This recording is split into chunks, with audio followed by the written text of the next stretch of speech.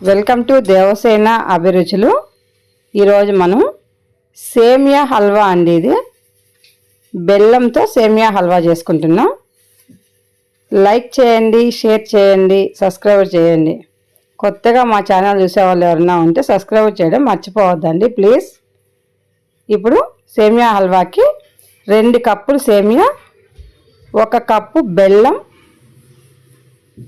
కాజు, బాదం, dry fruits మీ ఇష్టం అండి, మీకు ఏమేమి కావాలో అన్నీ వేసుకోవచ్చు. నేనైతే ఈ 2 రకాలు మాత్రమే వేస్తున్నా. ముందుగా మనం 1 కప్పుకి 2 కప్పుల వాటర్ తీసుకోవాలండి. సేమియా 1 కప్పు అయితే అదే కప్పుతో 2 కప్పుల వాటర్, అంతకంటే ఎక్కువ పోయొద్దు, తక్కువ పోయొద్దు అండి, కరెక్ట్గా సరిపోతుంది కొలత అయితే. మనం చూడండి ఈ విధంగా 2 కప్పులు ఒకదానికి 2 కప్పులు అంటే 2 కప్పులకి 4 కప్పులు వాటర్ అండి. ఇవి 4 కప్పుల వాటర్గా స్టవ్ మీద పెట్టి మనం మరిగించుకుందాము.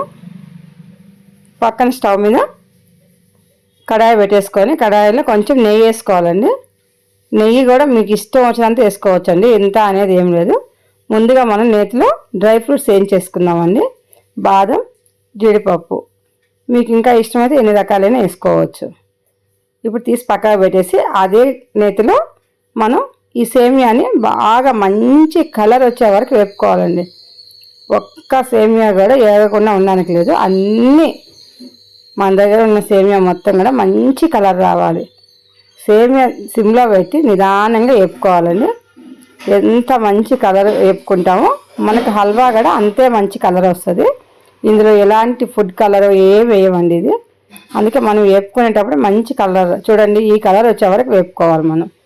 ఇప్పుడు మన పెట్టుకున్న బెల్లం అండి, 1 కప్పు బెల్లం తీసుకున్నాం కదా, 2 కప్పులకి 1 కప్పు బెల్లం సరిపోతుంది.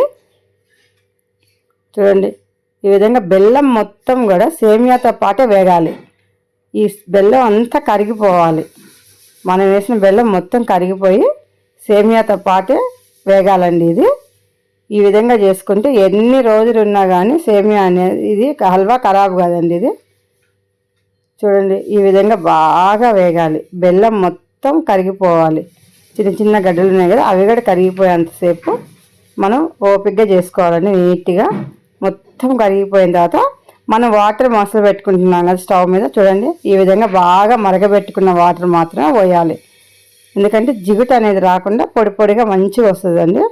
ఈ హాట్ వాటర్ పోస్తే అది చల్ల వాటర్ పోసాం అనుకోండి కొంచెం జిగురులాగా వస్తుంది, అలా రాకూడదు అంటే హాట్ వాటర్ పోసుకోవాలి. చూడండి ఈ విధంగా మనం వాటర్ అన్నీ పోసేసి మంచిగా కలిపేసేసి ఒకసారి మూత పెట్టేసేయాలండి. ఎందుకంటే మనం బెల్లం వేసాం కాబట్టి సేమియా ఉడకడం కూడా కొంచెం టైం పడుతుంది. ఆ బెల్లం పాకంలో ఉడికితేనే అది టేస్ట్ అనేది కూడా బాగుంటుంది. చూడండి మళ్ళీ మూత తీసి చూద్దాం, ఇంకా కొంచెం సేపు ఉడకాలండి. ఉడికిన తర్వాత మనం బంద్ చేసుకోవచ్చు. చూడండి ఇంకా కొంచెం, ఇప్పుడు ఇలాచి పౌడర్ వేసుకుందాము.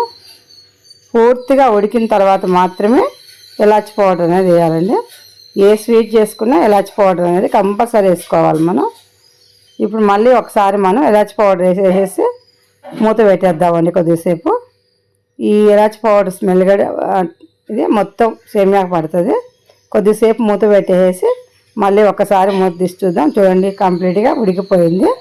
ఈ విధంగా పొడి పొడిగా అసలు ఒకదానికి ఒకదా అంటుకోదండి, అంత మంచిగా వస్తుంది. ఇప్పుడు మనం వేయించి పక్కన పెట్టుకున్న డ్రై ఫ్రూట్స్, మీకు నచ్చినంత డ్రై ఫ్రూట్స్ వేసుకోవచ్చండి. ఎంత వేయాలి అంత వేయాలన్న కొలత ఏమీ లేదు, ఎవరికి నచ్చినన్ని వాళ్ళు వేసుకోవచ్చు. ఏమేమి రకాలు వేసుకోవాలో కూడా మీ ఇష్టం వచ్చిన రకాలు వేసుకోవచ్చండి.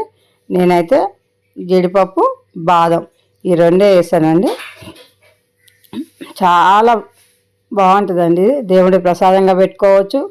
పిల్లలకి స్వీట్ చేయమన్నప్పుడు ఇది ఒక రకం స్వీట్ చేసి పెట్టచ్చండి. ఎందుకంటే చక్కెర లేకుండా బెల్లంతో చేసుకుంటున్నాం కాబట్టి పిల్లలకి కూడా హెల్దీ అండి. ఇది చక్కెర అయితేనేమో దగ్గు వస్తుంది అనుకుంటాము, ఈ బెల్లంతో చేసుకుంటున్నాం కాబట్టి ఎవరు తిన్నా మంచిదే అండి. ఇది ఈ విధంగా చేసేసుకొని దేవుడి ప్రసాదంగా కూడా పెట్టేసుకోవచ్చు మనం.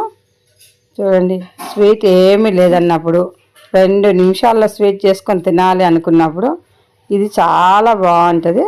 చాలా తొందరగా అయిపోతుంది కాబట్టి మనం ఈ స్వీట్ చేసుకొని తినేసేయచ్చండి. మీరుగా చేసుకొని తిని చూసి ఎలా ఉందో మాకు కామెంట్స్ పెట్టడం మర్చిపోవద్దండి please. Thank you for watching.